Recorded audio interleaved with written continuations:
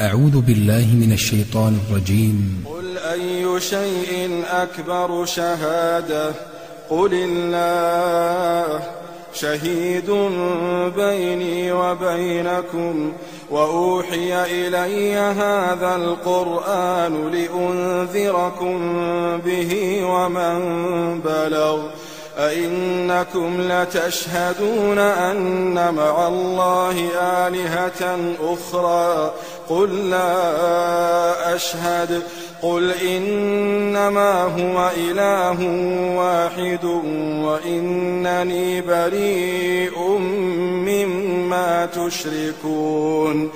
الذين آتيناهم الكتاب يعرفونه كما يعرفون أبناءهم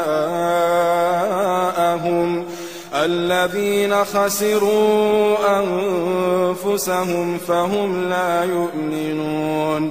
ومن أظلم ممن افترى على الله كذبا أو كذب بآياته إنه لا يفلح الظالمون.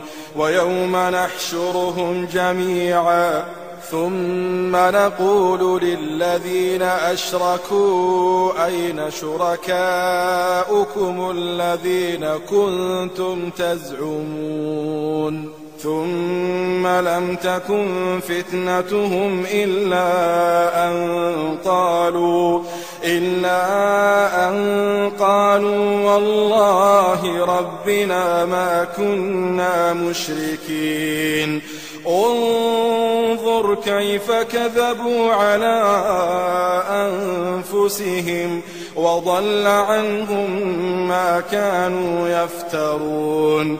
ومنهم من يستمع إليك وجعلنا على قلوبهم أكنة أن يفقهوه وفي آذانهم وقرا وإن يروا كل آية لا يؤمنوا بها حتى إذا جاءوك يجادلونك يقول الذين كفروا إن هذا إلا أساطير الأولين وهم ينهون عنه وينأون عنه وإن يهلكون إلا أنفسهم وما يشعرون.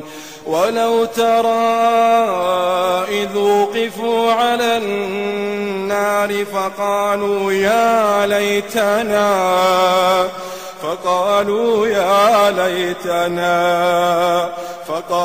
يا ليتنا نرد ولا نكذب بآيات ربنا ونكون من المؤمنين بل بدا لهم ما كانوا يخفون من قبل ولو ردوا لعادوا لما نهوا عنه وإنهم لكاذبون.